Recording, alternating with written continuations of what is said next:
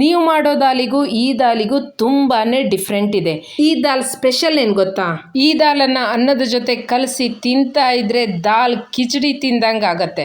ಬನ್ನಿ ಅಡುಗೆ ಆಟದಲ್ಲಿ ಹೆಸರು ಬೇಳೆ ದಾಲ್ ಮಾಡೋಣ. 1/4 ಕಪ್ ದಾಲನ್ನು ತೊಳೆದು ಅರ್ಧ ಗಂಟೆ ಇದನ್ನು ನೆನೆ ಹಾಕಿಡಿ. ಹೀಗೆ ನೆನೆ ಹಾಕಿ ಇಡೋದ್ರಿಂದ ಬೇಳೆ ಚೆನ್ನಾಗಿ ಬೇಯುತ್ತೆ. ಇದಕ್ಕೆ ನಾನು 2 ಟೊಮೆಟೊ ತೆಗೆದುಕೊಂಡಿದ್ದೀನಿ. ಹಾಗೆ ಒಂದು ಸ್ವಲ್ಪ ಶುಂಠಿ, ಇದನ್ನು ನಾನು ತುರಿದಿಟ್ಕೊಂಡಿದ್ದೀನಿ.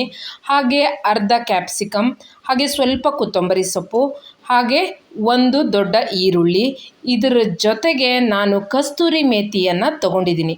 ಇದನ್ನು ಹಾಕಿದರೆ ಎಷ್ಟು ಚೆನ್ನಾಗಿರುತ್ತೆ ಅಂದರೆ ನೀವು ಅನ್ನದ ಜೊತೆ ಕಲಸಿ ತಿಂತಾ ಇದ್ದರೆ ದಾಲ್ ಕಿಚಡಿ ತಿಂದಾಗೆ ಆಗತ್ತೆ.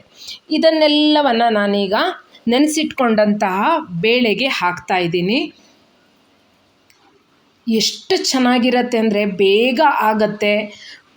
ಕೆಲಸಕ್ಕೆ ಹೋಗೋ ಮಹಿಳೆಯರಿಗೆ, ಬ್ಯಾಚುಲರ್ಸಿಗೆ ತುಂಬ ಈಸಿ ಆದಂಥ ರೆಸಿಪಿ ಇದು. ಇದೆಲ್ಲವನ್ನು ಕುಕ್ಕರಿಗೆ ಹಾಕ್ಕೊಂಡಾದ್ಮೇಲೆ ಸ್ವಲ್ಪ ನೀರನ್ನು ಹಾಕ್ಕೋಬೇಕು.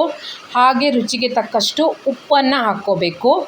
ಇದಿಷ್ಟನ್ನು ಹಾಕಿ ಕುಕ್ಕರಿನ ಮುಚ್ಚಳವನ್ನು ಮುಚ್ಚಿ 2ರಿಂದ 3 ಸೀಟಿ ಹೊಡೆಸಿ. ನಂತರ ಪ್ರೆಷರ್ ಇಳಿದ ಮೇಲೆ ಕುಕ್ಕರಿನ ಮುಚ್ಚಳವನ್ನು ತೆಗಿರಿ. ನೋಡಿ ಎಷ್ಟು ಘಮ ಅಂತಿದೆ ಅಂದರೆ ಕಸ್ತೂರಿ ಮೇಥಿ ಹಾಕೋದ್ರಿಂದ ದಾಲಿನ ಟೇಸ್ಟೇ ಸಖತ್ತಾಗಿರುತ್ತೆ. ನೋಡಿ, ಇದಕ್ಕೆ ಅವಶ್ಯಕತೆ ಇದ್ದಷ್ಟು ನೀರನ್ನು ಆ್ಯಡ್ ಮಾಡ್ಕೋಬೇಕು. 2ರಿಂದ 3 ಕಪ್ ನೀರನ್ನು ಹಾಕ್ಕೊಂಡೆ ನಾನು.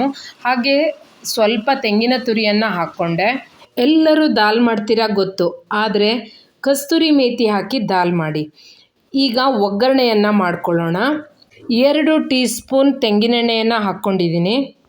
ಇದಕ್ಕೆ ನಾನು ಒಣಮೆಣಸನ್ನು ಕಟ್ ಮಾಡಿ ಹಾಕ್ತಾಯಿದ್ದೀನಿ. ಹಾಗೆ ಸ್ವಲ್ಪ ಸಾಸಿವೆಯನ್ನು ಹಾಕ್ಕೋಬೇಕು. ಅರ್ಧ ಚಮಚ ಜೀರಿಗೆಯನ್ನು ಹಾಕ್ಕೊಂಡೆ.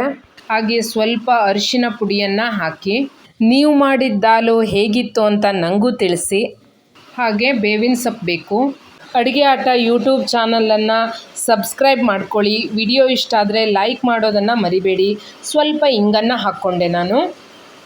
ನೋಡಿ, ಚಟಪಟ ಅಂತಿದ್ರೆ ಒಗ್ಗರಣೆಗೆ ರೆಡಿಯಾಗಿದೆ ಅಂತ ಅರ್ಥ.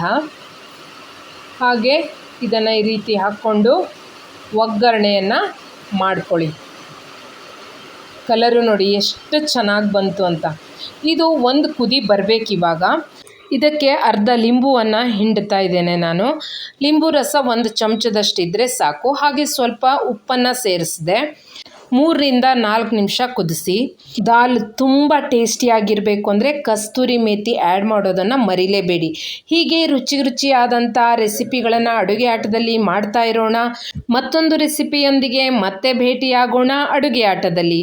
ಧನ್ಯವಾದಗಳು.